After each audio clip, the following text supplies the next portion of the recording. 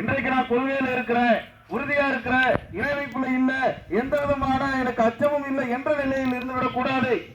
அல்லாஹ் நமக்கு அந்த பாக்கியத்தை வழங்கியிருக்கின்றான்.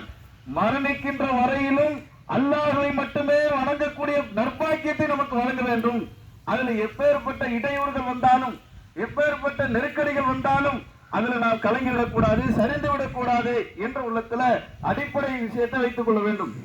அடுத்ததாக நாம் உயிரினும் மேலாக நேசிக்கக்கூடிய அல்லாஹ்வுடைய தூதர் ஸல்லல்லாஹு அலைஹி வஸல்லம் அவர்களை வாயளவில் நேசிப்பவர்களாக இல்லாமல் செயல் வடிவில் நேசிக்கக்கூடியவர்களாக இருக்க வேண்டும்.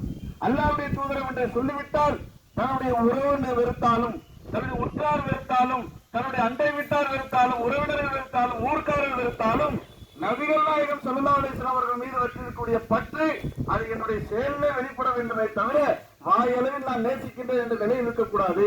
அப்ப அடிப்படையில அல்லாஹ்வை வணங்குவதை விட்டு இணை வைத்து விடக்கூடாது. அல்லாஹ்வுடைய தூதரை பின்பற்றுவதை விட்டு மாறு செய்து விடக்கூடாது. மார்க்கத்தின் பெயரால் செய்யப்படக்கூடிய பல்வேறு விதமான வழிபாடுகள் என்ற பெயரால் நபிகள் நாயகம் ஸல்லல்லாஹு அலைஹி வஸல்லம் காற்றித் தராத வழிகளை எல்லாம் வணக்கமாக செய்வதை ஆதரித்தோ செயல்பட்டோ அதை நடைமுறைப்படுத்தியோ அதனுடைய நிலை நாம் விதயத்தை பின்பற்றிவிடக் கூடாது. இந்த அடிப்படை நாம் செய்வோம். இதுதான் மறுமைக்கான வெற்றியை பெற்றுத்தரும். இந்த வெற்றி, இந்த செயல்பாடு இல்லைன்னு வைங்க, என்ன நாம செஞ்சாலும் சரி அது நமக்கு பெரும் பலனை தராது. மறுமை வெற்றி என்று வேண்டும் என்றால், மன்னரையின் வெற்றி என்று வேண்டும் என்றால் அல்லாஹ்வை வழங்க வேண்டும், அவனுக்கு இணை கற்பிக்க கூடாது. அல்லாஹ்வுடைய தூதரை பின்பற்ற வேண்டும், அந்த தூதருக்கு மாறு செய்யக்கூடாது. இது அடிப்படை. அடுத்ததான் என்ன? மரணித்து விட்டால் அத்தனை வரைக்கும் என்னென்ன செயல்கள் எல்லாம் செய்தாரோ எல்லாம் முடிஞ்சு போச்சு. எல்லாத்தையும் எடுத்தவர்களா என்ன செய்வாங்க? அவர் சம்பாதித்த சம்பாத்திய சொத்து எல்லாத்தையும் சேர்த்து வச்சு அடக்கம் பண்ணுவாங்களா? இல்ல, நிராயுதபாணியா ஒன்றும் இல்லாதவராக, பேச்சற்றவராக, மூச்சற்றவராக, அவர் எந்த செயல்பாடும் இல்லாதவராக அடக்கம் செய்யப்பட்டிருக்கின்றார். இதே போல நாமும் அடக்கம் செய்யப்படுவோம். அப்படிப்பட்ட நிலையில நம்மோடு தொடர்ந்து வரக்கூடிய செயல்களாக நபிகள் நாயகம் ஸல்லல்லாஹு அலைஹி வஸல்லம் அவர்கள் வழிகாட்டுறாங்க. நாம் வாழும் பொழுது நிலையான தர்மத்தை செய்ய வேண்டும், பயனுள்ள கல்வியை என்ன செய்யணும், கற்க வேண்டும். அதே போல நல்ல சாலிகான பிள்ளைகளை வளர்த்தெடுக்க வேண்டும். மரணத்திற்கு பின்னால் நாம் செய்திருந்த, உயிரோடு இருக்கும்போது செய்திருந்த நிலையான தர்மங்கள் அது தொன்று தொட்டு அந்த நன்மையை மரணத்திற்கு பின்னால் கொண்டு வந்து சேர்க்கும். பயனுள்ள கல்வி, நாம் கற்ற கல்வி பிறருக்கும் அந்த கல்வியை எடுத்து சொல்வது, இது நமக்கு பின்னாடியும் அதை யாரெல்லாம் கடைபிடித்து வருகின்றார்களோ அந்த நன்மையை மரணத்திற்கு பின்னாலும் கொண்டு வந்து சேர்க்கும். அதே போல யார் தன்னுடைய பிள்ளைகளை எப்படி நாம் ஏகத்துவத்தை கடைபிடிக்க வேண்டும், தூதுத்துவத்தில் மாறு செய்யாமல் நடைமுறைப்படுத்த வேண்டும் என்று இருக்கின்றோமோ அதே வழியில் நம்முடைய பிள்ளைகளை சாலிகான முறையில் வளர்த்தால் நம்முடைய மரணத்திற்கு பின்னால் அவர்கள் பிரார்த்தனை செய்யக்கூடிய அந்த பிரார்த்தனை அது நமக்கு வந்து கொண்டே இருக்கும். இப்படியான நிலையில் நம்முடைய வாழ்க்கையில செயல்பாடுகளை அமைத்துக் கொள்ள வேண்டும். நம்முடைய பொருளாதார திரட்டல் ஒரு பக்கம் இருந்தாலும் அல்லாஹ்வின் பாதையில தர்மம் செய்யக்கூடியவர்களா இருக்க வேண்டும். நம்முடைய பொருள் வேலைகள் நேரங்கள் அதிகமாக இருந்தாலும் நம்முடைய பிள்ளைகளை சாலிகான முறையில் ஏகத்துவத்தின் பக்கம் வளர்க்கக்கூடியவர்களா இருக்க வேண்டும்.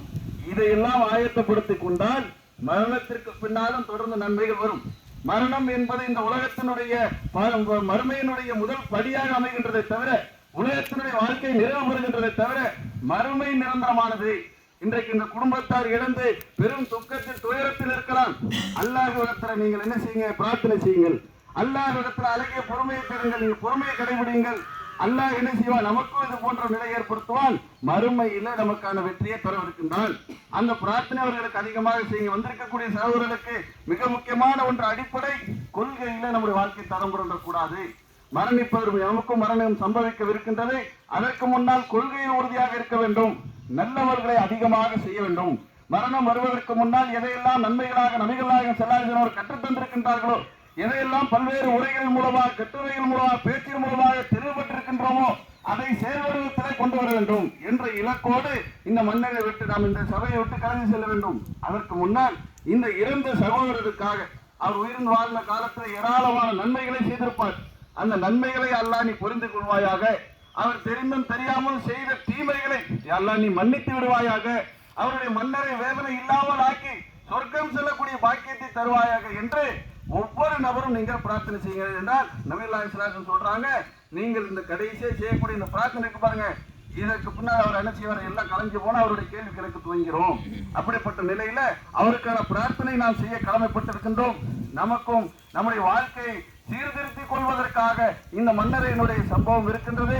இதனை புரிந்து உணர்ந்து நன்மக்களாக இறையற்றத்தோடு இறை நம்பிக்கையோடு கொள்கையில் தடம் புரளாதவர்களாக நபித்துவத்தை கடைபிடிப்பது உறுதியானவர்களாக நன்மைகளே அதிகம் செய்யக்கூடியவர்களாக வாழ்ந்து மரணிக்கக்கூடிய மிக பெரும் பாக்கியத்தை வல்ல ரப்புல் ஆலமீன் நம் அனைவருக்கும் தந்துர புரிய வேண்டும். இறந்த இந்த சகோதரருக்காக பிரார்த்தனை செய்து அமைதியுடன் கடந்து செல்லுமாறு அன்போடு கேட்டுக்கொண்டு இந்த உரையை நிறைவு செய்கிறேன். வாகனத்துவான அல்ஹம்துலில்லாஹி ரப்பில் ஆலமீன். அஸ்ஸலாமு அலைக்கும் வரஹ்மத்துல்லாஹி வபரகாத்துஹு.